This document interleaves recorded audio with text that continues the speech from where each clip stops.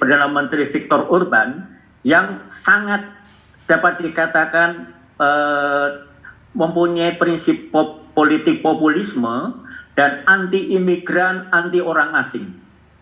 Nah, ini sangat bertentangan dengan Paus Fransiskus. Demi alasan Orban adalah demi mempertahankan nilai-nilai Kristiani, maka sebisa mungkin orang-orang yang non itu out. Sementara Paus lebih lama agama. Beberapa kali Paus Yohanes Paus II itu membuat doa untuk perdamaian dunia antar umat beragama. Dan yang menarik, dulu Kardinal Ratzinger tidak setuju dengan itu. Tapi itu bukan soal kita. Tetapi oleh Paus Fransiskus, Assisi diberi makna baru sebagai tempat di mana dibangun orientasi tata sosial, ekonomi, dan politik. Dua peristiwa yang menyertai. Paus Fransiskus mengeluarkan atau melaunching ensiklik Fratelli Tutti itu di Assisi. Jadi tidak di Roma, tapi di Assisi. Nah, ini sebuah simbol yang menarik. Yang kedua, Paus mengadakan pertemuan disebut Ekonomi of Francisco, Ekonomi Fransiskus, untuk orang-orang muda juga diselenggarakan di Assisi. Maka Assisi itu menjadi tempat yang disayangi atau dicintai oleh Paus Fransiskus. Lalu dengan itu, Paus tidak mengatakan gereja memiliki tanggung jawab iman dan moral. Tanggung jawab iman dan moral. Dan peran sosial yang dihadirkan di sana adalah peran sosial yang mengajak gereja hadir di dalam dunia kehidupan ini. Dalam ajaran sosial gereja dikatakan gereja itu adalah pakar kemanusiaan. Maka ketika ada persoalan-persoalan terkait dengan kemanusiaan, gereja diharapkan hadir di dalamnya. Prinsip dasar, ini sejauh saya mempelajari atau mendalami tentang Paus Fransiskus. Allah menciptakan karena cinta. Sesuatu yang sedikit baru dalam teologi penciptaan. Dulu orang suka mengatakan penciptaan itu creatio ex nihilo, diciptakan dari ketiadaan. Sekarang orang lebih suka berbicara creatio ex amore, diciptakan dari kasih. Jadi penciptaan itu terjadi karena kasih Allah, cinta Allah. Maka Allah menciptakan dunia dan semesta ini karena cinta. Mengapa demikian? Karena Allah adalah kasih. Itu pesan kuat dari kitab suci. Oleh karena itu, relasi ciptaan dan pencipta dan juga tujuan dan sarana hidup di dunia ini, termasuk bagaimana kita menghadapi realitas penciptaan ini, dasarnya adalah cinta, bukan cinta yang menguasai, tetapi sebuah kasih yang memelihara dan menumbuhkan. Dan semua diciptakan dalam saling keterkaitan satu sama lain. Maka di dalam kitab suci, kitab Kejadian tentang penciptaan, bagaimana semuanya itu diproses, dan semuanya itu diproses dalam keterkaitan satu sama lain. Oleh karena itu kita sebagai manusia tidak bisa untuk begitu saja menganggap keberagaman hayati ini, biodiversity ini sebagai sesuatu yang tidak ada kaitan dengan hidup kita. Justru di situ kita diajak untuk menjaga dan memelihara relasi dan keterkaitan satu sama lain itu. Keadilan sosial terkait dengan keadilan ekologis. Terkait kerusakan lingkungan akan menyebabkan kerusakan tidak hanya dunia tapi kemanusiaan. Luka bumi adalah juga luka kaum miskin, luka kita umat manusia. Dan dikatakan juga pembelaan akan ciptaan adalah pembelaan akan kehidupan ciptaan Allah. Maka pembelaan akan lingkungan ini dan juga kepentingan kita, concern kita akan ekologi, itu sebenarnya adalah sebuah ungkapan pembelaan kita akan kehidupan, akan ciptaan ini. Oleh karena itu dikritik oleh Paus konsumsi yang berlebihan, yang menghasilkan produksi yang tanpa batas, itu dikritik. Karena apa? Kita tidak bisa menghabiskan semuanya itu, Dan kita harus menjaga supaya apa? Berani mengatakan cukup, berani mengatakan sekian saja. Karena produksi yang tanpa batas akan menghisap kekayaan dan sumber daya alam ini, menyebabkan akan adanya kerusakan. Maka ingin mengubah struktur dan sistem yang menghasilkan kesenjangan. Ini menjadi concern Paus Fransiskus, mengubah struktur dan sistem yang menghasilkan kesenjangan. Baik itu kesenjangan karena ada kesenjangan itu menghasilkan kemiskinan, ketidakadilan, dan juga budaya membuang. Dia sangat sering bicara tentang budaya membuang. Budaya membuang itu apa? Tidak hanya membuang makanan, tetapi budaya penyingkiran sesama, menolak sesama, intoleransi. Tidak mengherankan Paus banyak bicara tentang menerima migran. Bahkan ketika kasus Afghanistan terjadi, ketika Afghanistan dikuasai Taliban, Paus sering berbicara meminta supaya negara-negara terbuka untuk menerima pengungsi dari Afghanistan. Nah, ini hanya sedikit gambar, nanti tidak akan saya terangkan. Paus mengatakan saya lebih suka melihat gereja yang terluka, yang kotor, yang rapuh berada di jalan-jalan daripada gereja yang sakit karena tidak berbuat apa-apa. Seperti orang kita kalau tidak berbuat apa-apa, hanya makan tidur, akhirnya cukup tidak sehat. Dan Paus tidak suka melihat itu. Prinsip ajaran sosial gereja menurut Paus Fransiskus. Jadi bagaimana Paus Fransiskus menafsirkan itu? Prinsip dasarnya adalah pembelaan akan martabat pribadi, kepentingan umum, pilihan keberpihakan kepada kaum miskin, maksud universal akan barang-barang, nanti akan sedikit saya singgung, solidaritas, subsidiaritas, dan perhatian akan rumah bersama kita. Common home, itu sering dikatakan terlebih dalam Laudato Si. Maka dia mengatakan pilihan industri yang perlu dibantu. Jadi dari prinsip itu, industri apa, bisnis apa yang perlu dibantu, yang perlu didorong, perlu disupport. Dia mengatakan yang menyumbangkan keterlibatan mereka yang tersingkir, jadi memberi perhatian kepada mereka yang tersingkir, mengangkat mereka yang lemah, membangun dan mendukung kesejahteraan bersama, tidak hanya mencari profit saja, dan juga perlindungan akan ciptaan. Ini yang dikatakan. Tidak mengherankanlah kalau gereja itu, Vatikan, ini sebenarnya sudah sejak zaman Paus Fransiskus, sudah semacam membuat klausul supaya gereja tidak menerima sumbangan-sumbangan dari perusahaan yang mempunyai tiga kriteria. Pertama, melakukan suap dan korupsi. Yang ketiga, menggaji buruh di bawah standar. Dan yang ketiga, merusak lingkungan. Maka dikatakan gereja dan institusi-institusi gereja diharapkan tidak menerima sumbangan dari perusahaan-perusahaan yang mempunyai kriteria itu. Suap dan korupsi, membayar gaji di bawah kriteria, dan juga merusak lingkungan. Nah, itu yang dikatakan. Lalu dia juga mengatakan tentang pandemi ini, selain mengatakan ada virus COVID-19, ada virus yang lebih besar, virus yang lebih gawat, virus yang lebih berbahaya, yaitu ketidakadilan sosial, kesenjangan kesempatan, marginalisasi, dan langkanya perlindungan bagi mereka yang paling lemah. Dan Paus melihat pandemi ini membuka dan menguatkan kepada kita persoalan-persoalan itu. Ketidakadilan sosial, kesenjangan sosial, kesenjangan kesempatan, marginalisasi, dan langkahnya perlindungan bagi mereka yang paling lemah.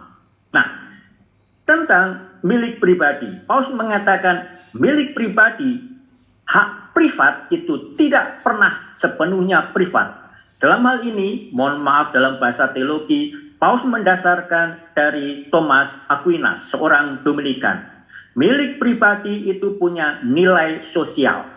Maka kalau saya punya milik, maka milik itu punya fungsi sosial, maka milik itu tidak bisa hanya dinikmati dan dikuasai untuk kepentingan diri belaka atau untuk kepentingan kecil belaka. Maka milik itu punya nilai sosial, dan di sini Paus berbicara tentang pentingnya solidaritas. Oleh karena itu, dorongan untuk mau berbagi, dorongan untuk menumbuhkan kepedulian itu sangat beberapa kali ditekankan, terlebih dalam beberapa katekese selama masa pandemi ini. Lalu pilihan keberpihakan pada mereka yang miskin dan tersingkir. Nah, Paus juga mengatakan hargai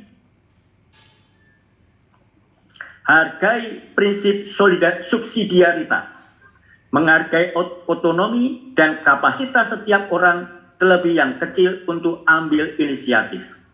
Dia pernah mengatakan demikian, seringkali kita mengatakan for people, tetapi tidak with the people, with people. Maka dia mengatakan bahwa kita mau membantu orang lain itu tidak dalam gambaran dari atas. Ini bahaya kaum intelektual merasa lebih tahu, merasa lebih mengerti kebutuhan mereka, tetapi lebih dikatakan mencoba berdialog dulu bersama mereka dan membiarkan mereka sendiri berinisiatif, membiarkan mereka sendiri yang memulai, dan kita hanyalah mendukung mereka. Hati-hati bahwa kita bisa menjadi orang yang merasa sok tahu, sok ngerti, dan itu bagi Paus Fransiskus tidak sesuai dengan prinsip subsidiaritas.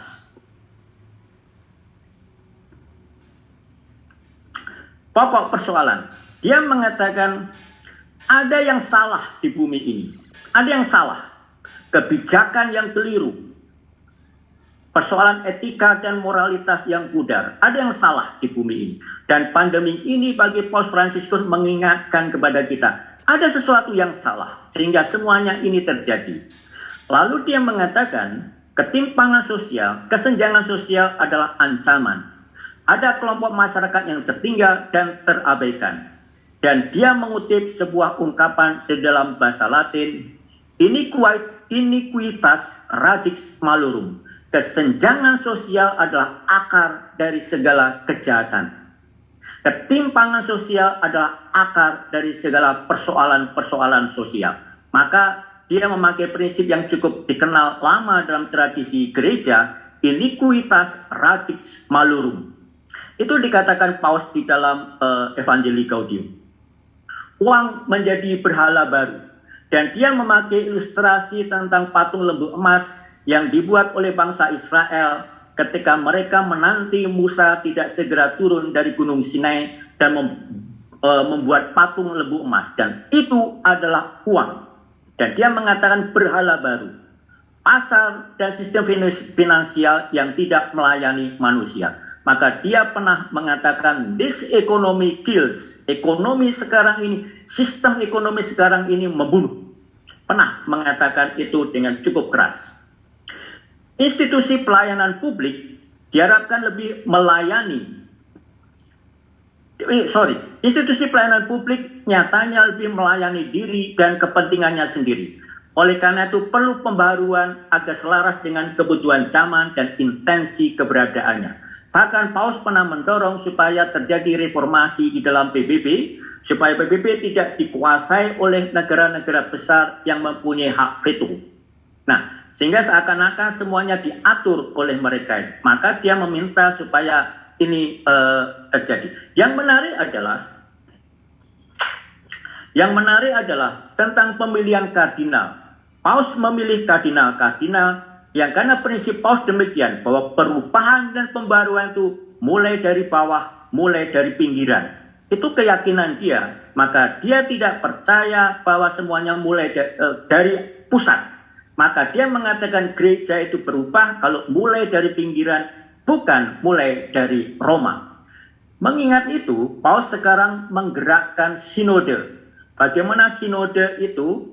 Mulai Oktober bulan depan itu mulai dari level keuskupan, lalu level nasional, level benua, dan kemudian puncaknya nanti Oktober 2023 gereja universal.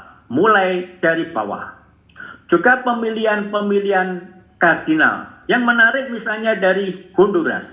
Kardinal yang dipilih itu bukan uskup yang dari pusat, tapi uskup dari pinggiran.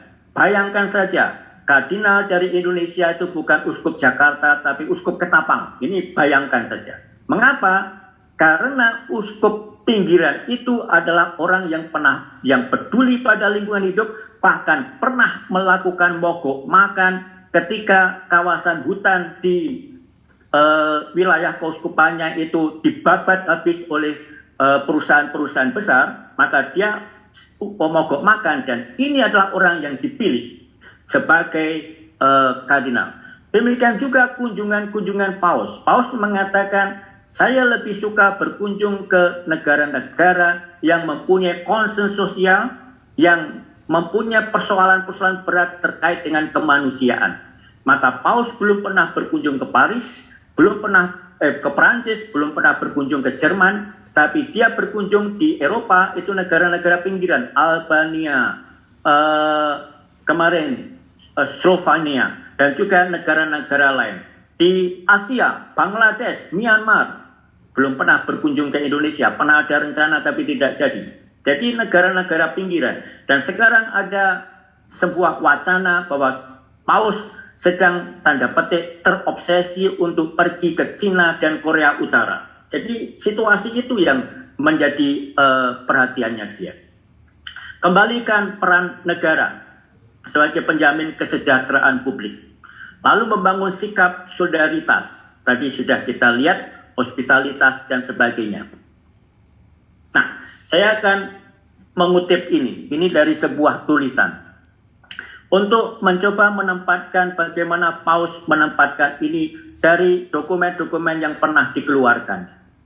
Dalam Evangelii Gaudium, Paus Fransiskus mengatakan, memberikan kritik atas praktek ekonomi yang lebih didasarkan pada pencarian keuntungan belaka, berdampak pada peminggiran mereka yang tidak beruntung, merusak lingkungan serta menyebabkan kesenjangan dan segregasi maupun diskriminasi dalam masyarakat. Ekonomi itu hanya menguntungkan segelintir kelompok kecil dalam masyarakat, lalu mereka orang yang menguasai itu seakan-akan sebagai kelompok istimewa dalam masyarakat sehingga merasa berhak menentukan segalanya, bahkan menentukan nasib orang lain. Nah, sering orang mengatakan dalam istilah yang sederhana saja oligarki, yang seakan menguasai dan menentukan segalanya. Dan Paus tidak percaya dengan ekonomi tetesan ke bawah. Tidak percaya ekonomi tetesan ke bawah. Karena apa? Seakan-akan ketika gelas itu dituangkan di gelas yang paling besar, kelompok elit, itu nanti akan menetes ke bawah. Kenyataannya gelas yang di atas itu, yang dikuasai oleh kelompok elit itu akan makin membesar. Dan akibatnya kesenjangan akan makin terjadi. Kritik itu muncul kuat pula dalam Laudato Si tentang lingkungan hidup, Querida Amazonia yang Sinode khusus tentang kawasan Amazon yang memberi perhatian kepada ekologi, dan dalam Fratelli Tutti. Dua dokumen Laudato Si dan Fratelli Tutti mengacu pada semangat Santo Fransiskus Assisi. Namun, kalau kita menyimak Amoris Laetitia, surat tentang keluarga, maupun tentang orang muda, Christus Vivit, kita akan menemukan pula bahwa berbagai persoalan yang dihadapi keluarga dan orang muda tidak bisa dipisahkan dari kenyataan situasi sosial ekonomi politik tersebut. Malahan, dalam Gaudete et Exsultati, dokumen Paus tentang kesucian, kita secara tidak langsung akan mencecap aroma kritik tersebut. Jeratan sistem ekonomi yang menjadikan orang menjauh dari Allah, berorientasi hanya pada profit, pendapatan, keuntungan, dan sebagainya, tidak mengherankanlah kalau Paus menawarkan sabda bahagia sebagai jalan yang ditempuh untuk menapaki jalan kesucian. Bahkan dikatakan sabda bahagia dalam Matius 5 bab 1-8, berbagailah yang miskin, berbagai yang dikejar dan sebagainya, itu sebagai kartu identitas orang Kristiani. Jadi kartu identitas kita. Itulah yang menjadi gambarannya. Hanya untuk mengatakan bahwa dalam hal ini dia cukup konsisten untuk memberikan kritik akan persoalan-persoalan sosial, ekonomi, dan politik. Nah, dua dokumen penting Laudato Si dan Fratelli Tutti. Saya tidak akan membahas ini, hanya untuk menunjukkan ada kurang lebih kesamaan. Realitasnya adalah tangisan atau jeritan rumah bersama kita, bumi yang rusak, lalu dalam Fratelli Tutti dunia yang tertutup atau dunia yang kelam. Nah, itu kita akan singgung sedikit-sedikit nanti. Nah, tentang ekonomi hanya sedikit mengatakan. Bergerak dari liquid ekonomi, ekonomi pasar, ke sosial ekonomi. Nah, saya tidak akan membahas ini lebih lanjut. Tetapi kutipan itu nanti silahkan dibaca sendiri. Dan 3 tantangan yang menyertai itu pengangguran, kesenjangan sosial, dan perubahan iklim dan kerusakan lingkungan. Saya mengutip ini dari Kardinal Turkson, itu perspektif dikasteri tentang keadilan sosial dan juga tentang lingkungan. Bagaimana Kardinal Turkson ini seorang kardinal dari Ghana berbicara tentang ekonomi Fransiskus. Nah, sedikit gambar saja tata dunia politik. Melawan populisme, nasionalisme sempit, menggunakan simbol agama dalam politik kepentingan. 2 tokoh yang sering dipakai sebagai gambaran tentang populisme ini adalah Matteo Salvini, yang sebelum beberapa waktu yang lalu pernah menjadi Perdana Menteri Italia, dan dia kemana-mana sering membawa rosario, tetapi dia anti-imigran, anti orang asing, anti-Islam. Kemudian yang sekarang juga menjadi Perdana Menteri di Hungaria, Viktor Orban. Bahkan para pengamat Amerika menambahkan satu nama, Donald Trump. Itu populis, politik populis, menggunakan agama, simbol-simbol agama dalam kepentingan politik. Tetapi agama itu disebut sebagai ideologi yang tertutup. Maka Paus memberi dorongan pada popular movements, gerakan-gerakan rakyat, gerakan-gerakan populer sebagai penangkal populisme. Mendorong budaya hospitalitas dan perjumpaan, menerima orang lain, menampung orang lain. Lalu juga politisi yang memandang pihak lain sebagai musuh adalah politisi yang cacat. Cacat saya diberinya tanda tanda kutip. Politisi yang memandang orang lain sebagai musuh adalah politisi yang cacat. Karena apa? Karena ini adalah orang-orang yang tidak mempunyai kemampuan berdialog, selalu membawa situasi yang mengkonfrontasi. Maka dia mengatakan perlunya dialog, perlunya perjumpaan. Lalu politik membela kehidupan, pro-life. Tetapi di sini kalau ditempatkan dalam konteks Amerika, Paus mengatakan pro-life itu ya seutuhnya. Tidak bisa dia mengatakan anti-aborsi, anti-eutanasi, tetapi pro-perang, pro-senjata. Tidak mungkin.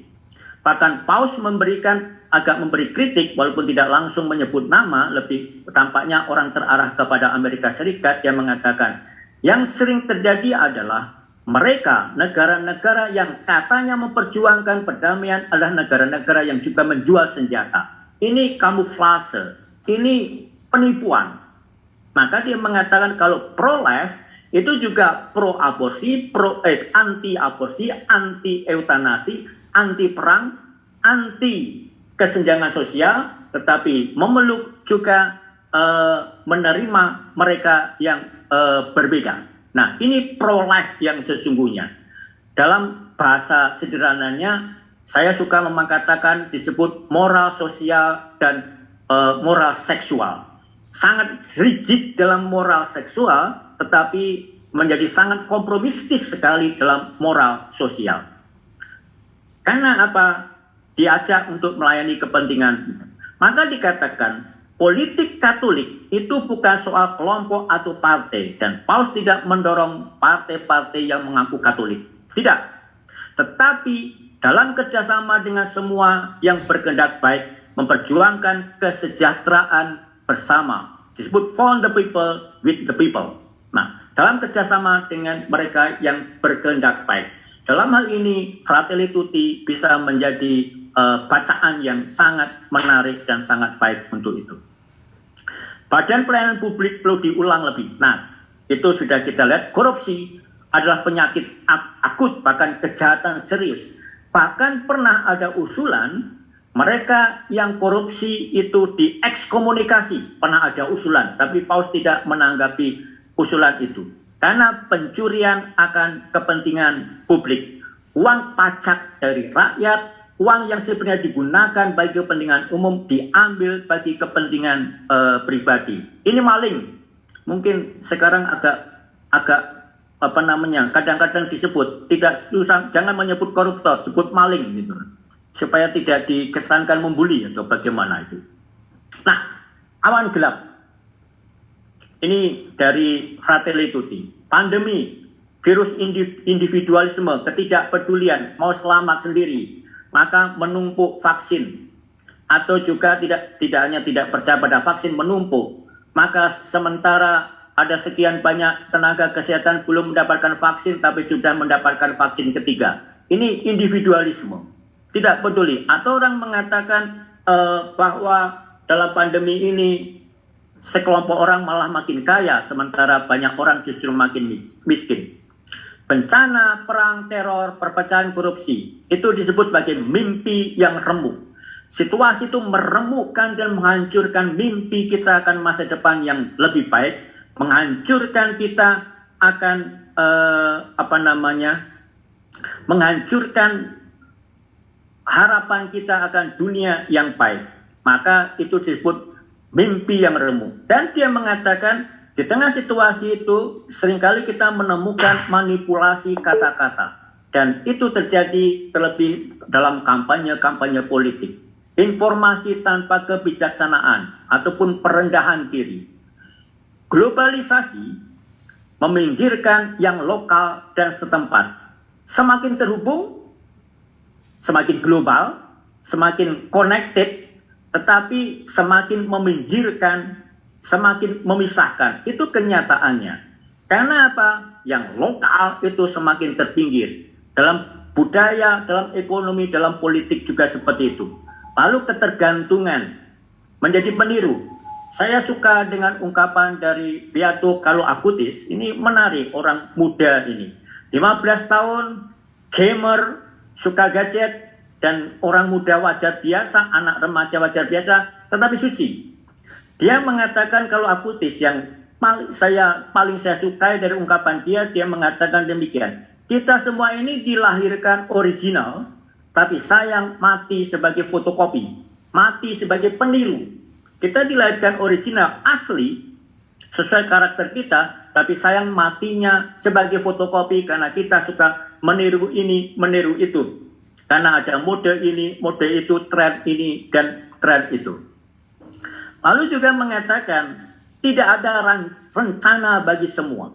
Rencana-rencana yang dibuat, kebijakan-kebijakan yang terjadi itu kebijakan lebih parsial, lebih sementara, lebih jangka pendek. Maka tidak ada grand planning untuk semuanya, grand design untuk semuanya.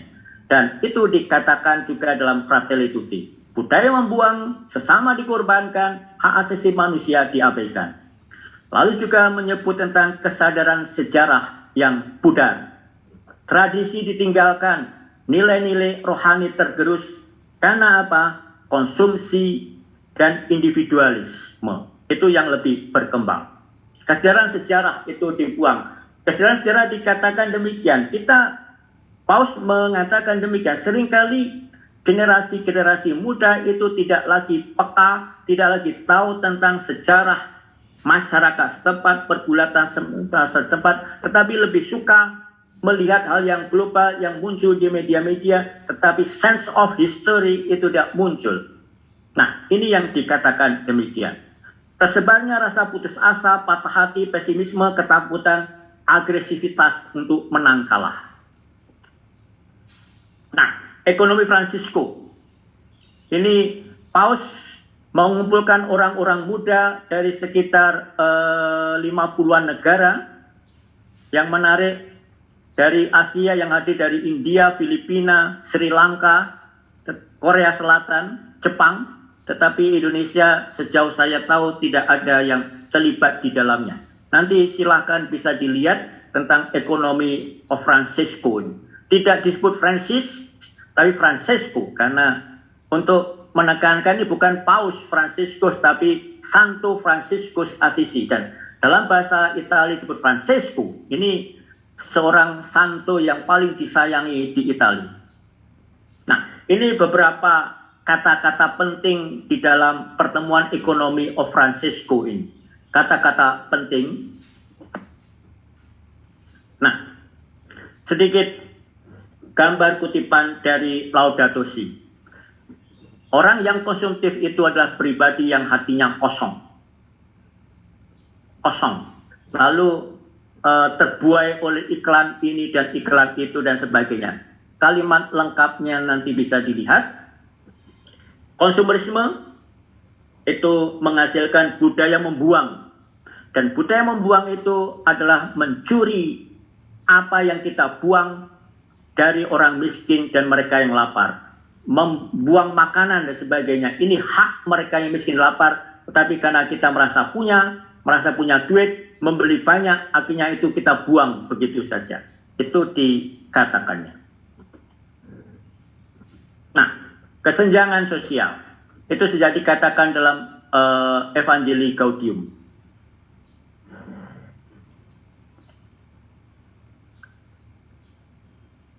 Nah, pertanyaannya adalah, di dunia di mana ada begitu banyak kekayaan, begitu banyak kemakmuran, begitu banyak sumber daya yang sebenarnya cukup untuk semua orang, tetapi kenyataannya ada banyak orang yang tanpa pendidikan, banyak orang yang miskin.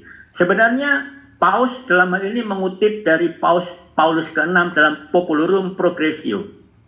Para Romo, suster, ibu dan bapak, Paus ini sangat terkesan. Dia mengatakan, kalau dia mengatakan apa yang menjadi dokumen penting bagi dia dalam penggembalaan pastoralnya, dia mengatakan Populorum Progressio.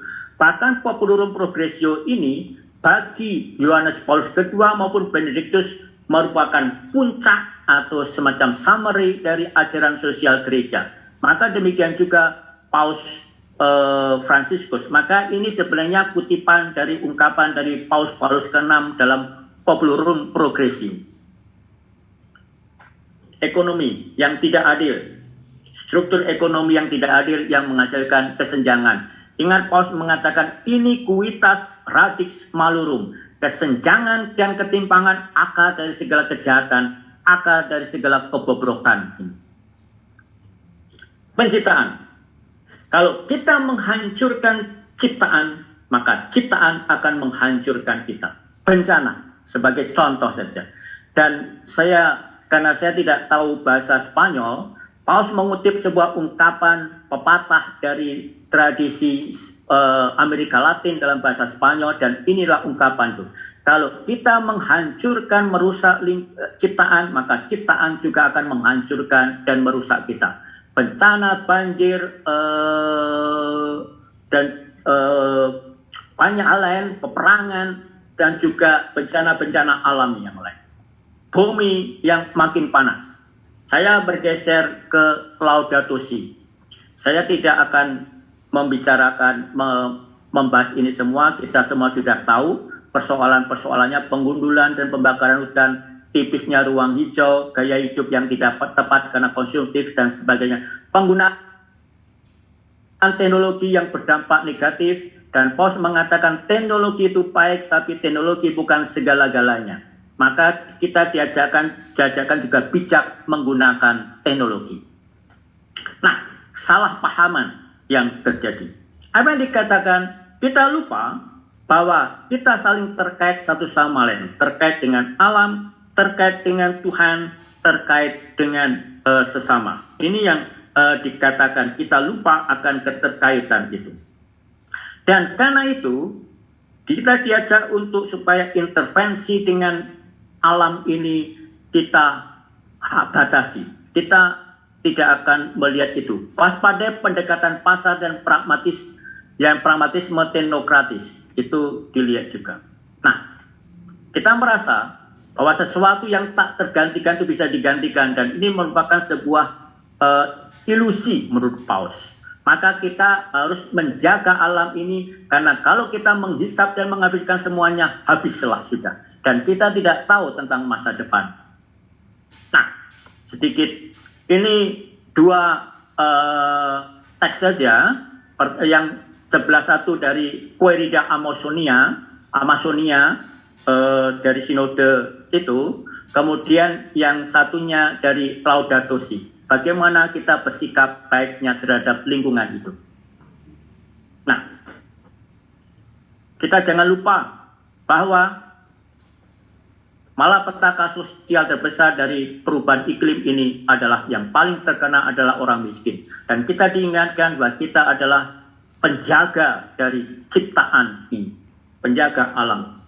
Bagaimana bertindak tidak akan saya bicarakan, saya hanya mengutip dari Laudato Si. Nanti silahkan didalami sendiri.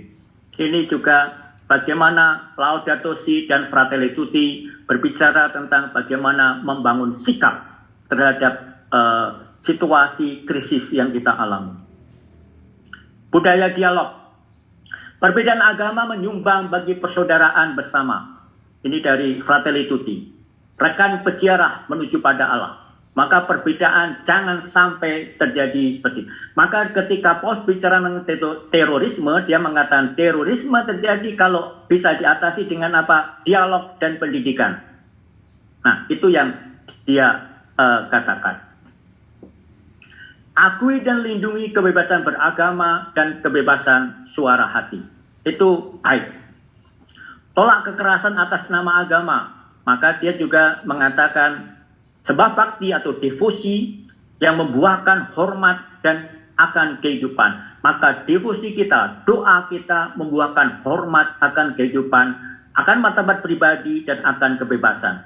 Dalam kemarin di Slovenia, Paus mengatakan kalau tidak ada kebebasan yang ada dalam gereja, maka yang terjadi adalah sikap kaku, rigid, sikap beku. Maka kebebasan yang dia dorongkan supaya ditumbuhkan di dalam gereja ini. Gereja sebagai ibu membangun jembatan, meruntuhkan tembok, menaburkan benih rekonsiliasi. Itu yang dikatakan. Nah, sedikit gambar skematis juga dari Fratelli Tutti tentang bagaimana kita memperbarui perjumpaan dan bagaimana kita mempunyai hati yang terbuka pada dunia ini. Nah, saya akan masuk dalam pendidikan karena para romo, suster, ibu dan bapak lebih terlibat di dalam dunia pendidikan.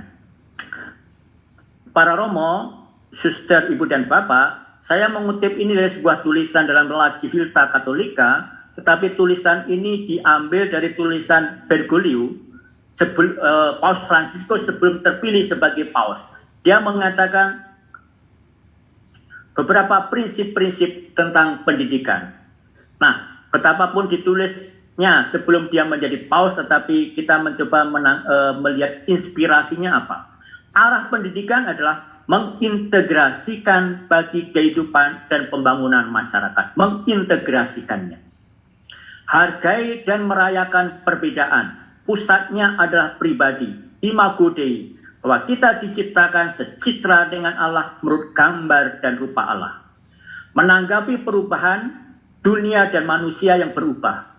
Perubahan adalah identitas zaman. Nyata kenyataan sekarang ini, perubahan ini adalah identitas kita. Atau dikatakan tidak ada yang abadi di dunia ini kecuali satu, perubahan itu sendiri. Selalu mau mencari, selalu menggelisah, tidak pernah puas.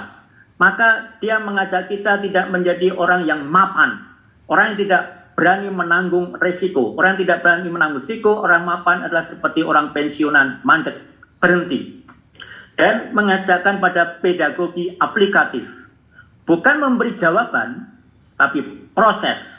Mengajukan pertanyaan dan inovasi, menumbuhkan daya kreatif. Jadi bukan pendidikan yang menjadikan kita menjadi penghafal-penghafal belaka. Tetapi menumbuhkan daya kreatif dan juga rangsangan reflektif. Tidak membagukan batas. Kita semua itu terbatas, tapi jangan membuat batas supaya kita bisa memperluas horizon, wawasan, cakupan, tetapi juga langkah pergaulan kita. Hidupkan idealisme di tengah pemahaman akan keterbatasan. Bagaimana orang-orang muda yang mengalami pendidikan dalam institusi-institusi pendidikan Katolik memiliki dan menghidupkan idealisme. Agar subur dan berbuah, menghidupkan budaya dialog, budaya perjumpaan. Dan ini tambahan dari tulisan lain, itu 7 prinsip tadi di atas, ini tambahan membangun ilmu dan kesalehan, atau dalam tradisi sering disebut pietas et eruditio, kesucian, kesalehan, dan daya juang, daya tahan, gairah pendalaman intelektual. Maka ada dialog dengan budi, akar budi, dengan budaya dan agama. Prinsip. 4 prinsip. Waktu lebih penting daripada ruang. Proses lebih penting dari hasil langsung. Maka proses. Paulus sangat menekankan proses, bukan hasil. Kesatuan yang mengatasi konflik. Konflik dihadapi, ketegangan perbedaan dihadapi, tetapi membangun kesatuan di tengah ketidaksepakatan dan perbedaan. Jadi mampu menyetujui dan mengakui ada perbedaan, tetapi mampu menemukan kesatuan di dalamnya. Realitas lebih penting daripada gagasan, karena kita tidak mengabdi melayani ide, tapi kita mengabdi dan melayani orang. Jangan sampai ide-ide kita, aktivitas intelektual kita, dunia akademis kita, institusi-institusi pendidikan kita tidak bersentuhan dengan realitas. Keseluruhan dan bukan bagian. Berpijak pada lokalitas, mengakui dan menghargai yang lokal, tapi mengarah kepada yang global. Untuk itu, perlu dialog 3 bidang dalam Evangelii Gaudium, dengan negara, dengan masyarakat, dengan baik masyarakat termasuk budaya, ilmu dan sebagainya, dan kaum beriman lain. Nah, para romo, suster, ibu dan bapak, mungkin ada bruder juga, keberanian kreatif. Saya mengambil ini dari bagaimana Paulus berbicara tentang Santo Yosef. Mempunyai keberanian yang kreatif. Saya hanya bicara tentang satu kata saja di situ, krisis. Bagi Paulus, krisis adalah kunci bagi pembaharuan. Kunci bagi pembaharuan. Krisis. Maka dia menulis surat tulisan dari Lagivita Katolika, krisis adalah kunci bagi pembaharuan. Karena krisis adalah saat untuk bertanya, saat untuk refleksi, saat untuk berubah. Jadi pandemi ini bagi Paulus adalah paradoks. Satu sisi ancaman, satu sisi bahaya, sisi lain adalah tantangan dan peluang. Mau ambil yang mana? Melihat sebagai ancaman dan bahaya, habis. Tapi kalau melihat kita ini peluang dan ancaman, kita akan memandang masa depan yang lebih baik. Maka bagi dia, masyarakat pasca pandemi akan dilihat akan menjadi lebih baik atau menjadi lebih buruk. Dan menjadi lebih baik kalau kita sadar akan situasi krisis yang kita alami. Dan dalam situasi krisis itu, kita diajak untuk membangun kreativitas. Saya senang dengan ungkapan krisis, karena krisis itu dekat dengan kata credere. Kita tahu credo, aku percaya. Krisis itulah saat melangkah, saat untuk menapakkan jalan, saat untuk mengulurkan tangan, untuk berjalan lebih lanjut. Nah, maka pertanyaan dasarnya adalah ini. Dunia macam apa yang akan kita wariskan kepada generasi-generasi berikutnya, kepada orang-orang muda yang sekarang sedang bertumbuh. Nah, Romo, suster, ibu dan bapak, ini kutipan atau gambar terakhir. Kalau Tuhan memberi kepada kita sebuah perutusan dalam dunia pendidikan, Dia selalu membawa kita kepada sebuah proses. Proses pemurnian, proses discernment, penegasan, diskresi, proses ketaatan dengan kehendak Allah, dan proses doa. Demikian yang bisa saya sampaikan.